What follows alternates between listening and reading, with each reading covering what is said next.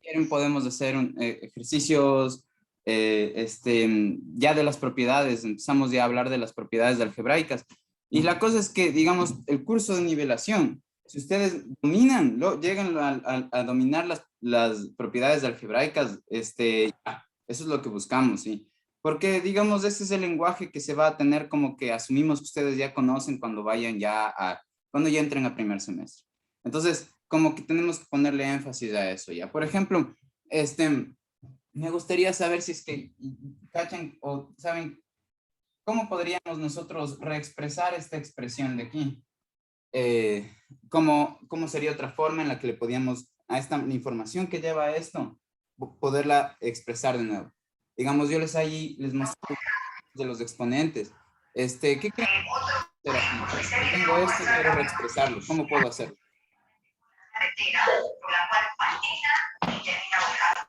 Como una fracción 2/3. Excelente. Sí. ¿Quién me dijo eso? Porfa, dígame yo. Yo, Adolfo. Adolfo, ya, bien. Sí, es justo eso, ya. ¿Por qué puedo expresarle como una fracción 2/3? Entonces, digamos, eso es importante que todos, Invertir. Perdón. Se le invierte de los términos porque es signo negativo. Bien, justo eso, ya. Pero, digamos, no siempre es tan claro qué hacer, ya. Entonces, voy a hacerlo más detallado porque no todos lo tenemos así, siempre el conocimiento tan inmediato, ¿no es cierto? Entonces, digamos, ¿cómo yo expresé qué es lo que, una forma de reexpresar esto? ¿Cómo yo les mostré esto? Entonces, lo primero que se hace es decirles cuál es como la ley, digamos, la regla principal, ¿no? Entonces, la regla principal se compone de esto, ¿ya? Miren, ustedes pueden tener un número, ¿sí? Entonces, el rato que yo estoy poniendo aquí la A, me refiero a que aquí va a haber un número, ¿sí? Ahora, todos los números, por ejemplo, yo tengo el 8 ya. Siempre lo puedo pensar como que está sobre 1, ¿sí? Entonces, digamos, tengamos eso en cuenta, que todos los números enteros pueden como reexpresarse como si fuesen fracciones si es que nosotros le ponemos sobre 1, ¿ya? Entonces, digamos, aquí tengo mi línea de fracción para tener algo que tenga esta estructura, es decir, que sea tal que cuando yo concreto esa estructura en algo particular se convierte en esto, entonces la fórmula general debería ser de esta forma, ¿sí? Yo tengo una fracción y esta fracción lo que voy a hacer es elevarle a, por ejemplo, un exponente que tenga el signo menos aquí en particular, ¿ya? Entonces, la cuestión es que uno puede pasar de esto, puede pasar a esto, ¿no? Como que se toma lo que está dentro y se invierte. Entonces, ¿qué quiere decir que se invierta? Que lo que está abajo va arriba y que lo que está arriba va abajo, ¿no es cierto? Entonces yo tendría esta cosa así, ¿ya?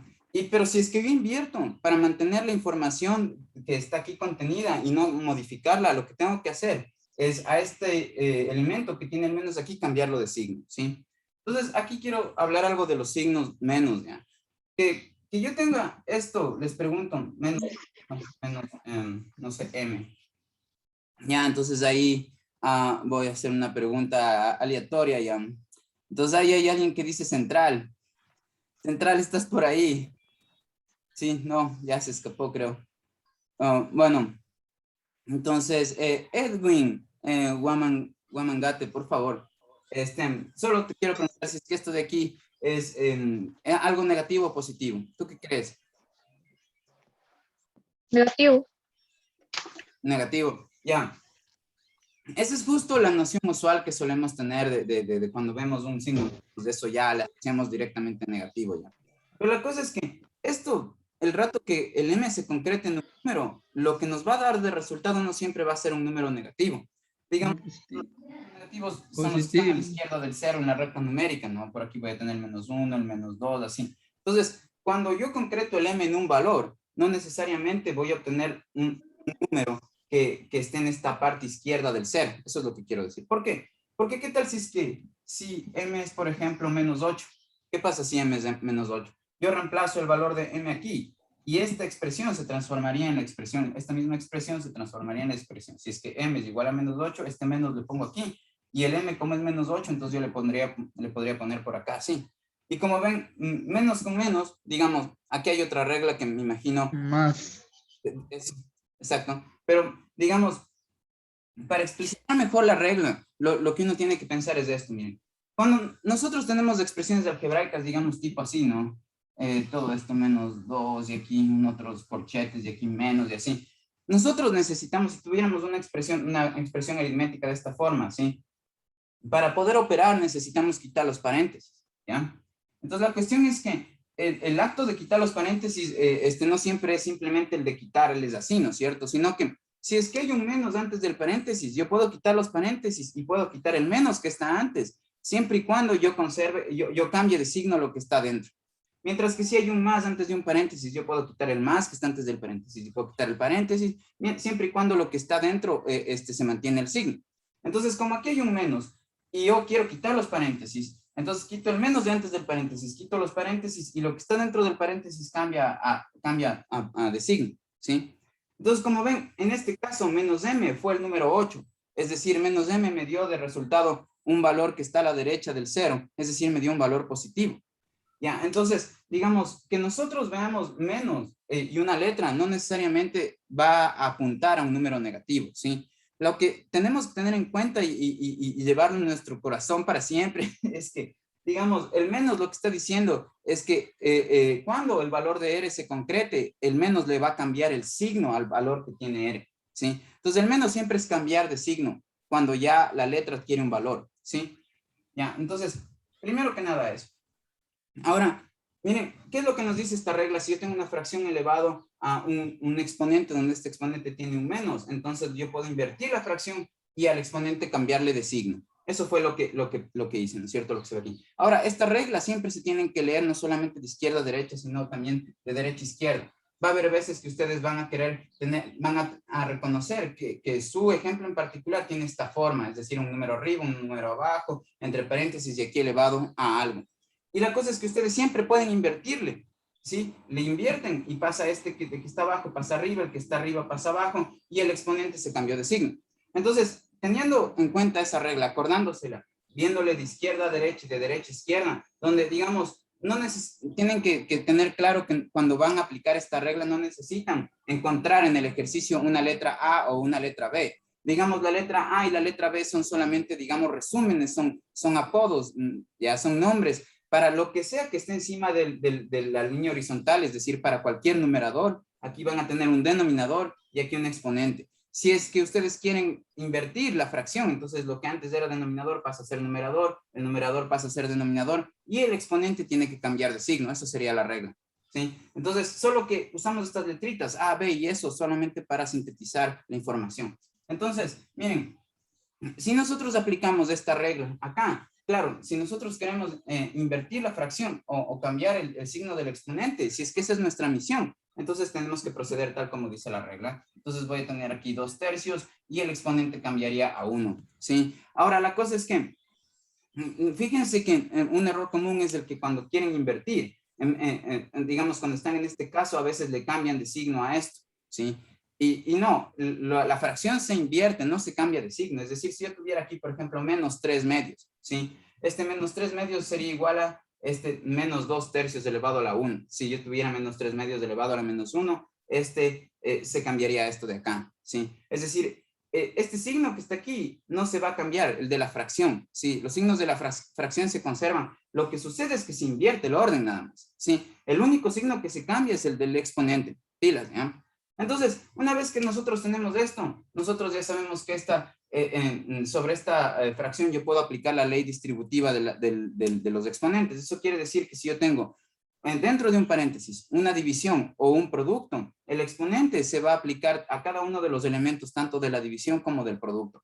De forma que yo tener esto es lo mismo que tener 2 elevado a la 1 y menos 3 elevado a la 1, ¿ya? Ahora, aquí yo pude haber tenido 1, porque aquí está fácil, ¿no? 2 a la 1 es 2 y menos 3 a la 1 es menos 3, ¿sí?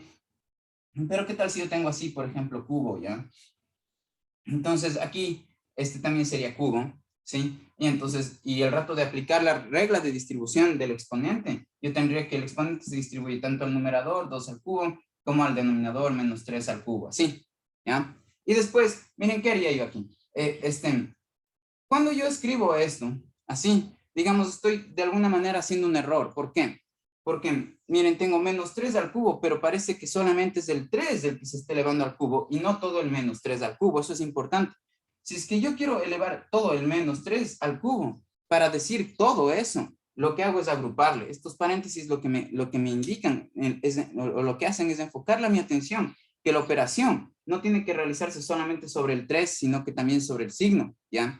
¿A qué me refiero como que se tiene que hacer sobre el signo? Este menos de aquí es lo mismo que tener el número menos 1 multiplicándose por el 3, ¿sí? Entonces, acá, digamos que en vez de estar, bueno, veamos primero el ejemplo con el exponente impar. Un número negativo elevado a un exponente impar siempre me va a dar de respuesta otro número negativo. Fíjense, 2 al cubo es 8, ¿no? ¿Sí? ¿Por qué? Porque multiplico 2 por 2 por 2, entonces da 8, ¿ya?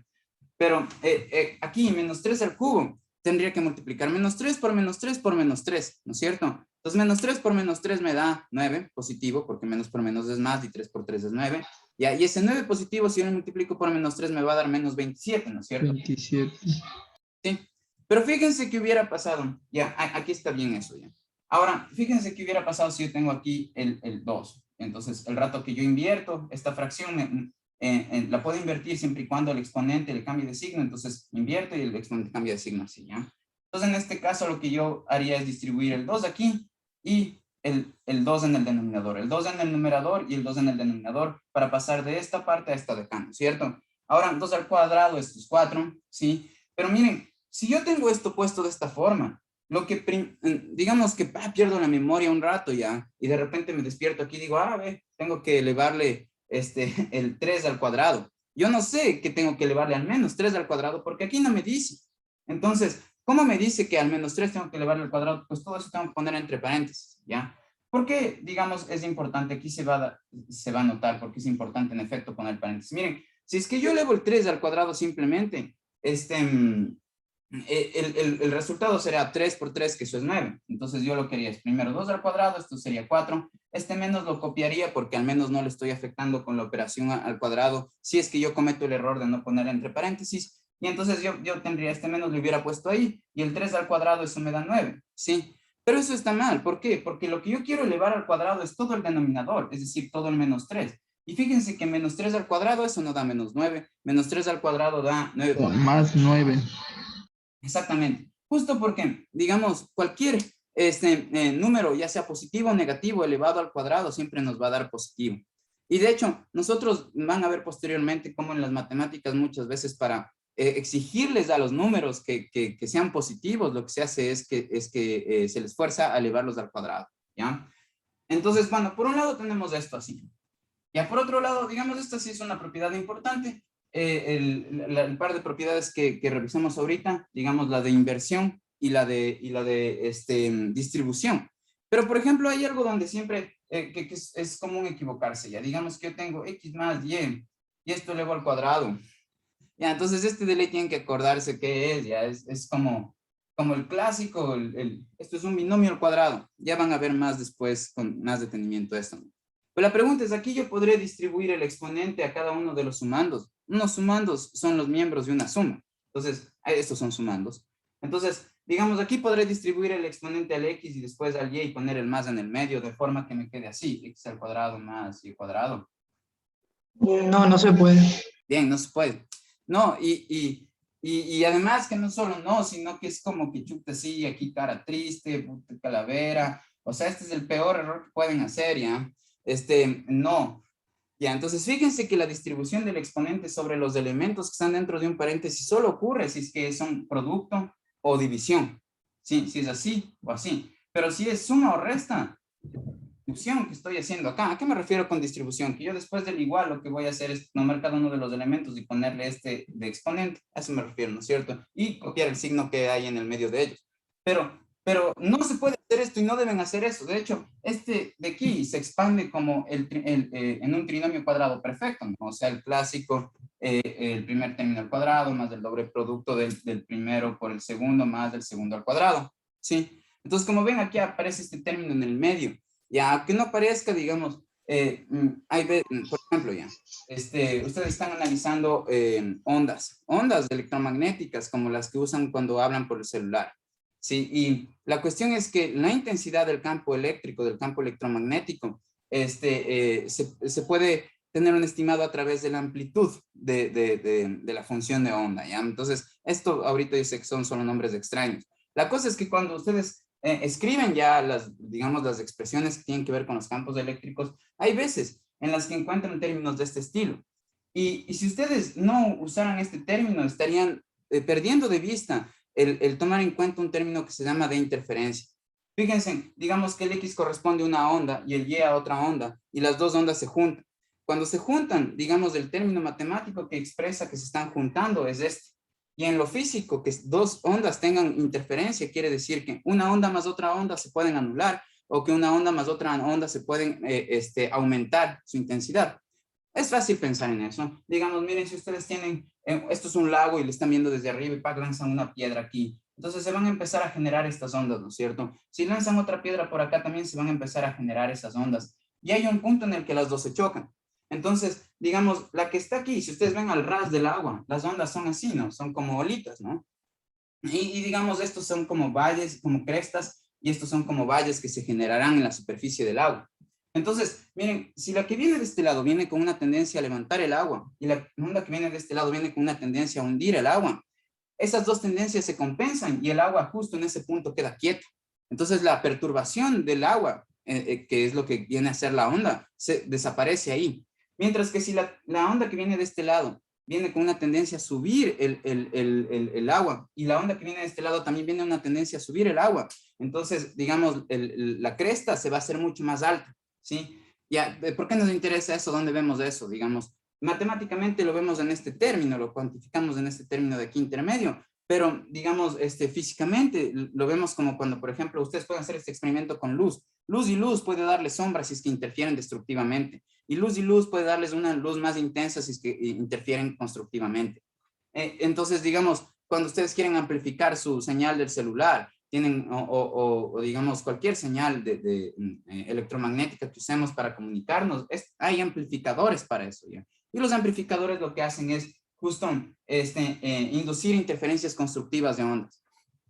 ¿Ya? Entonces, estas cosas que ustedes ven aquí, digamos, sirven después full delay. Pero la cosa es que ustedes necesitan ya tener esto como un lenguaje que está como parte de ustedes, ¿ya?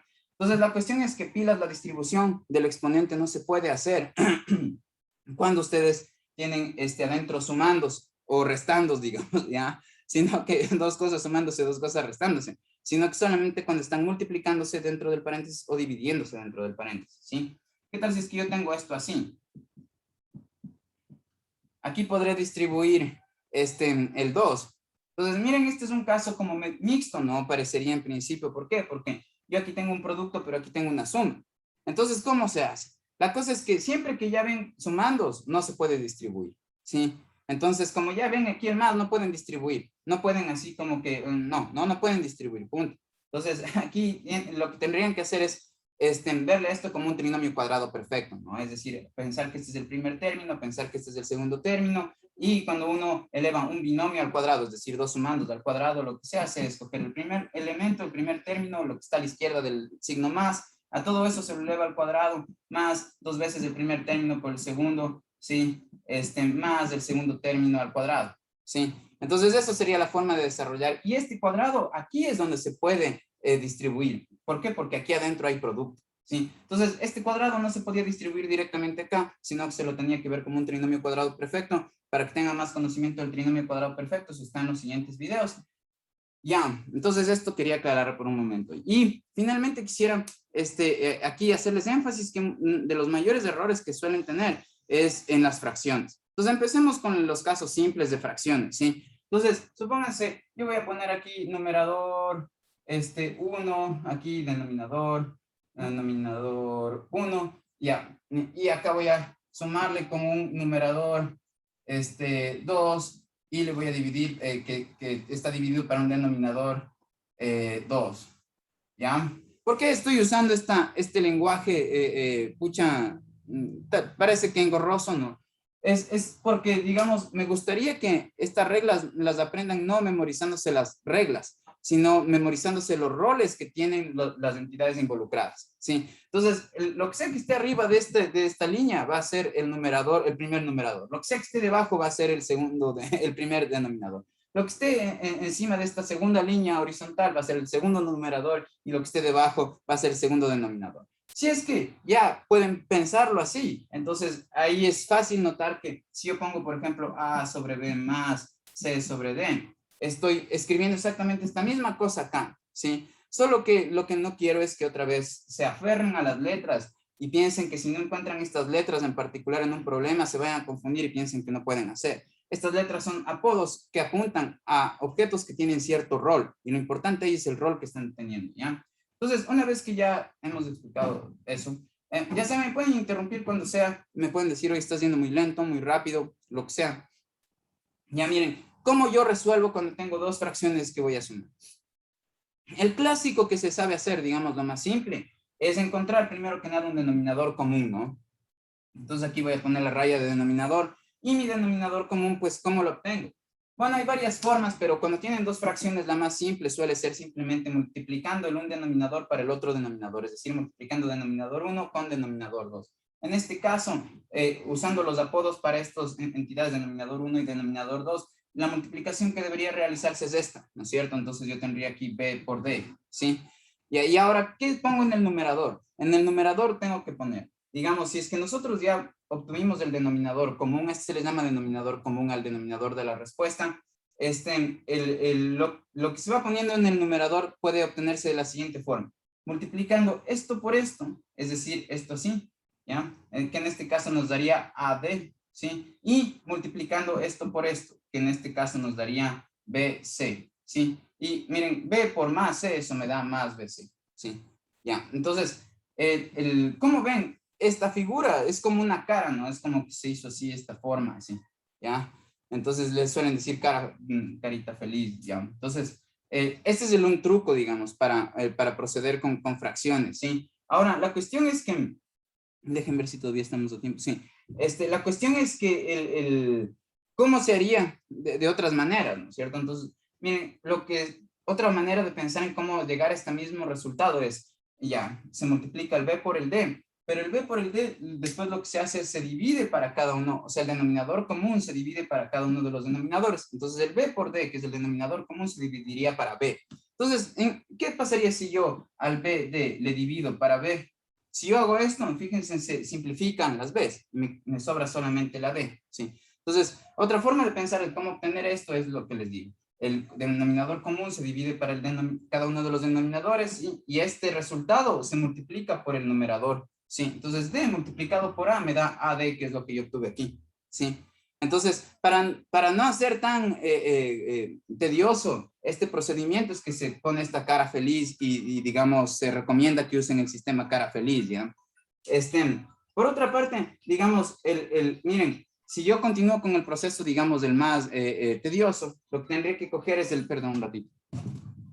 Lo que tendría que hacer es tomar el denominador común y dividir para el segundo denominador. Entonces, BD dividido para D, ¿qué será? BD dividido para D, estos se simplifican, me queda B, y este B lo multiplico por C y me queda acá, el BC, ¿sí? Ya, es importante también acordarse esa forma más, digamos, que tiene estos pasos como extras, porque posiblemente la vamos a necesitar cuando tengamos más de dos fracciones. Cara feliz solamente funciona cuando tienen dos fracciones sumándose entre sí.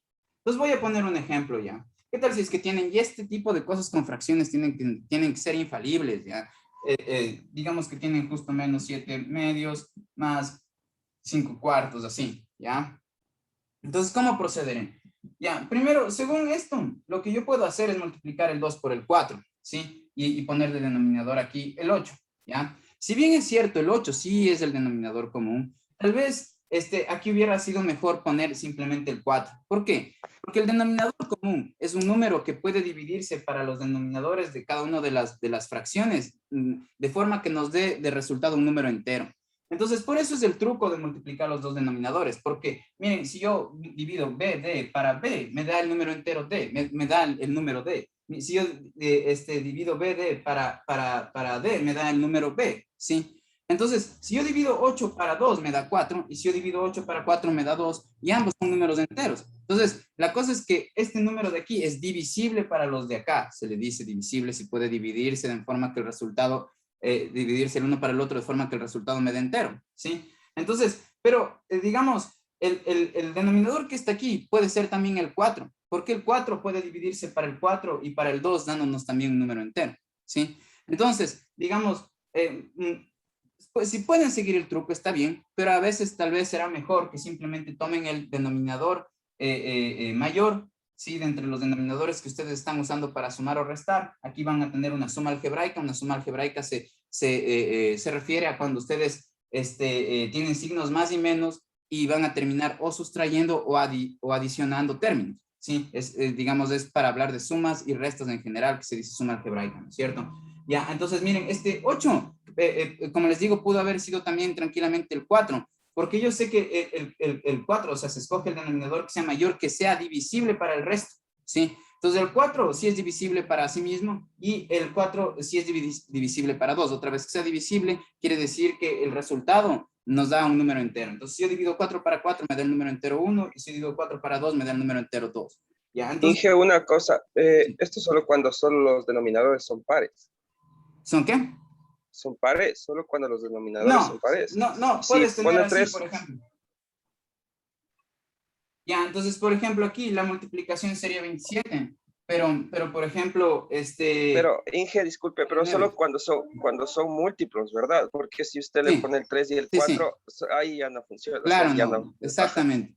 Bien, bien. Sí, sí, Kevin. Lo que pasa es que hay una diferencia entre que los números sean pares a que sean múltiplos de entre sí. Claro, por ejemplo, aquí el 9 es múltiplo del 3. Entonces, como yo encuentro eso, cojo el más alto, ¿sí?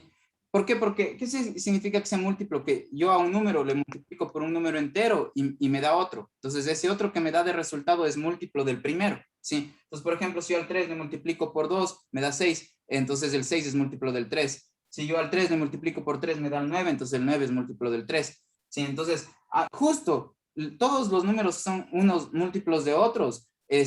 También tienen esta condición de que si los tomamos en pares puede ser el 1 divisible para el otro. Es decir, por ejemplo, el 9 y el 3, el 9 es múltiplo del 3. Entonces, como el 9 es múltiplo del 3, yo puedo al 9 dividirle para el 3 sin problema. Okay, y de manera me va a dar un número entero. ¿Sí? Entonces, sí es verdad, la cuestión es que el denominador que uno ha de aquí,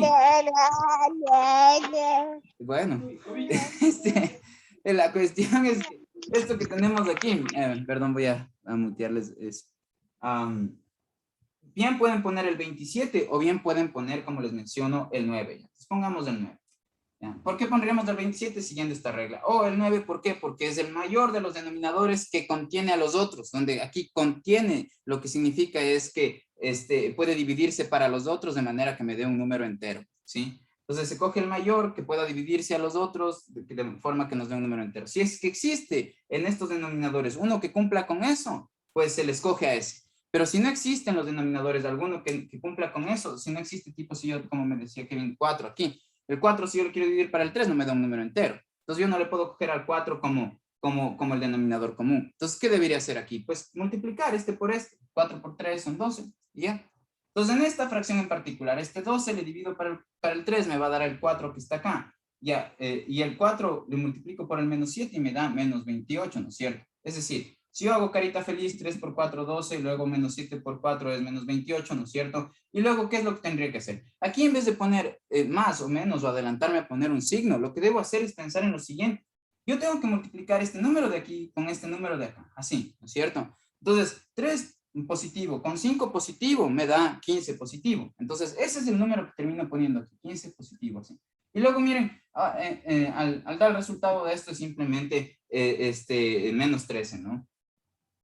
Menos 13 sobre 2. Así. Ya.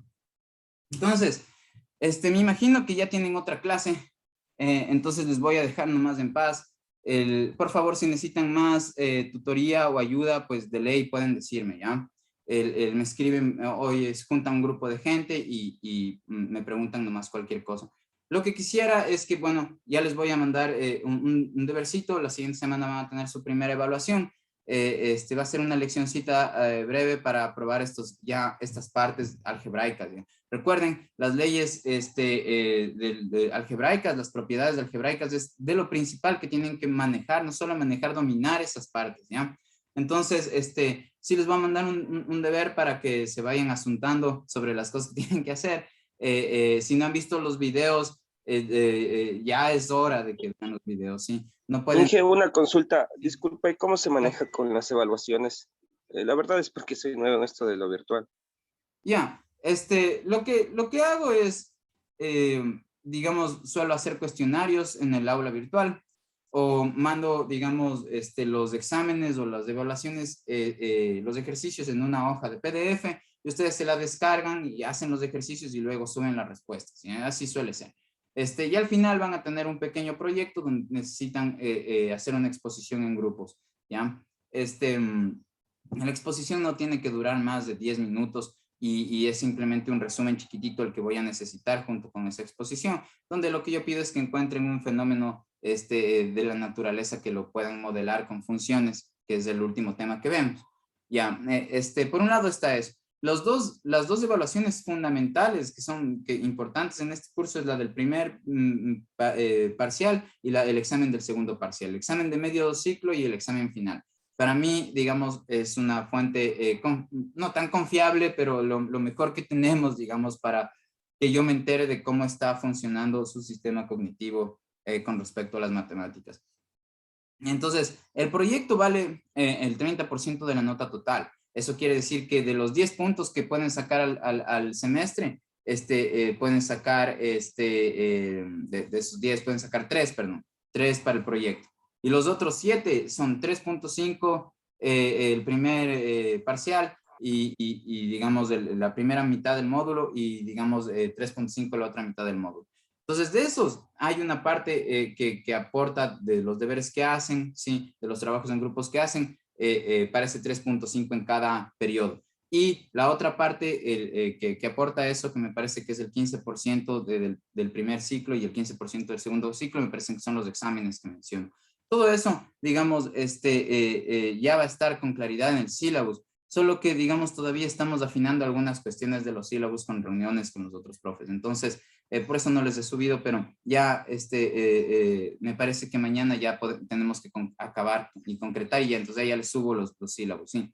Para que puedan ver en la parte de calificaciones cómo vamos a ir haciendo. Por lo pronto, digamos, solo necesito que sigan haciendo a medida que les vaya diciendo, vean hasta el video, miren, hagan tales ejercicios y vayan repasando, ¿sí? Entonces, de aquí nos vemos, creo que es el viernes, ¿verdad? Digan sí o no, el viernes. Sí, el viernes. Acá. Sí. Ya, entonces les voy a mandar algo hasta el viernes y también así tenemos una tutoría como esta después de que ya vean los videos que les pido. Eso es, juventud. Ya nos vemos si no tienen más preguntas. Pues digan nomás, ¿más preguntas? No. Bueno, entonces ya nos estamos viendo, ¿ya? Yo tengo una pregunta, licenciado Claro, ingeniero. claro. Sí, sí. Mira, soy nuevo, principalmente. Apenas ingresé ayer nomás a la plataforma. Sí. Y ya no fui perdido. No sé si tomaría lista, no sé si No, me podría no, registrar en su... yo no tomo lista. No tomo lista, no solamente ahora que no tomemos lista, sino nunca tomo lista. Claro, sí. Clases porque... Solo preguntaba. Aporto nomás. Ya, bueno, verás, Steven, si quieres cosas más concretas, porque el resto de la gente tal vez tiene ya que hacer otras cosas, ¿qué te parece si me escribes? Sí, ando full atrasado principalmente. Entonces, mira, mi teléfono te lo pongo en el chat ahorita, ¿sí? Sí, gracias. De WhatsApp, al que sería bueno de que te metas ya, o te metan al grupo de WhatsApp. Ahí está en el chat mi teléfono. Ya, pues ahí me preguntas cualquier cosa. No estás muy atrasado, pero ya tienes que asuntarte, digamos. Eso es, juventud. Claro. Estamos bien. Ya, muy amable, gracias. Gracias, profe. Hasta luego. Hasta luego.